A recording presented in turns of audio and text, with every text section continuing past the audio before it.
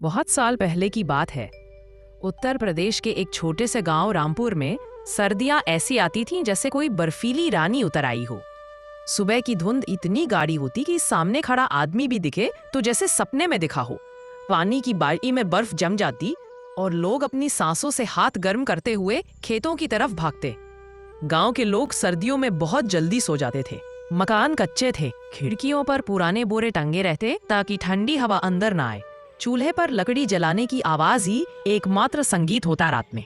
रामू, गांव का भोला लड़का, गांव के किनारे पर एक झोपड़ी थी। वहीं रहता था रामू, 10-11 साल का एक गरीब पर सीधा सादा लड़का। उसके पोता हरिया खेतों में दूसरों की मजदूरी करते। माँ गोमती घरों में रोटियां सेंक कर दे आती थी। रात को जब पूरा गांव रजाई में दुबक जाता तब भी उनके घर में अक्सर बस धुआं और ठंडी हवा रहती।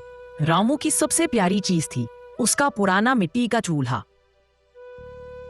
एक साल सर्दी कुछ ज्यादा ही तेज पड़ रही थी। कोहरा दिन में भी छाया रहता, सूरज जैसे अपनी ड्यूटी भूल गया हो।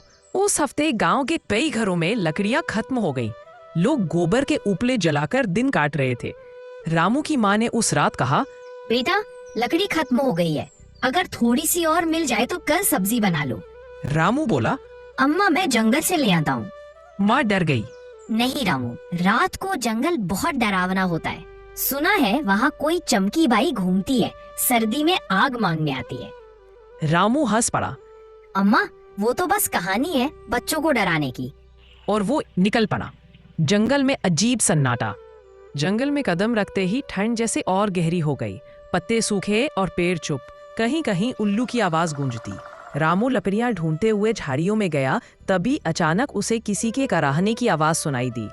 बचाओ, कोई तो बचाओ, बहुत ठंड लग रही है। वो आवाज किसी बूढ़ी औरत की थी। रामू थोड़ा सहमा, पर उसने हिम्मत जुटाई और आवाज की तरफ गया। वहां उसने देखा एक बूढ़ी औरत फटे कपड़ों में कांप रही थी। उसके बाल सफेद, आंखों में चमक और होठ नीले पड़ गए थे। रामू भागकर गया और बोला, अम्मा, आप यहाँ अकेली क्या कर रही हैं? वो औरत कांपती आवाज में बोली, बेटा मैं रास्ता भटक गई हूँ, ठंड से जान निकली जा रही है, जरा सी आग मिल जाती तो। आप यही बैठो अम्मा, मैं लकड़ियाँ लाता हूँ। पर उसने आग जलाई। दोनों आग के पास बैठे। धीरे धीरे उस बूढ़ी के होठों पर मुस्कान लौटी। वो बोली, बेटा तूने तो मेरी जान बचा ली। पर अगर मन में दया हो तभी उसकी गर्मी लगती है। बूढ़ी औरत ने कहा, तेरे भीतर का दिल बहुत बड़ा है बेटा। इतना कहकर वो मुस्कुराई और जैसे ही हवा का झोंका चला वो औरत चमकते उजाले में गायब हो गई। रामू दंग रह गया। जहां वो बैठी थी वहां एक चांदी का सिक्का पड़ा था और हवा में हल्की सी सुगंध फैल गई। अगली सुबह गांव में हलचल। रामू जब घर लौटा तो माँ बोली, अरे रामू, तेरा चेहरा तो सूरज जैसा चमक रहा है, क्या हुआ? रामू ने सब कुछ बताया। माँ ने सिक्का देखा और कांपते हुए बोली, बेटा ये कोई साध्वी या देवी रही होगी जिसने तुझसे खुश होकर वरदान दिया है। रामू ने सिर झुका लिया और कहा, अम्मा, अगर सच में देवी थी तो मैं बस इतना चाहता हूँ कि अब किसी को ठंड में कांपना ना पड़े। अगला दिन गांव में करिश्मा। अगले ही दिन कुछ अजीब हुआ।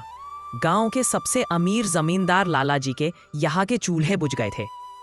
गांव वाले बोले, रामू की आग तो सर्दी में भी जिंदा रहती है, जैसे उसके दिल में आग हो। एक और परीक्षा। कुछ दिनों बाद गांव में महामारी फैल गई। कई लोग बीमार पड़ गए। रामू भी बीमार हुआ, पर फिर भी वो रोज दूसरों के घर जाता और उनके चूल्हे में आग बांट आता। माँ ने कहा, बेटा तू खुद बीमार है, दूसरों की मदद मत कर। रामू मुस्कुराया, ए अम्मा, आग बांटने से कभी कम नहीं होती। उसकी बात सुनकर माँ की आंखों में आंसू आ गए। कुछ साल बाद समय बीता। रामू बड़ा हुआ और गांव का सबसे दयालु इंसान बन गया। हर सर्दी में वो लकड़ियां बांटता, गरीबों के घर आग जलाता और बच्चों को कहानियां सुनाता कि सच्ची गर्मी दिल से आती है, आग से नहीं।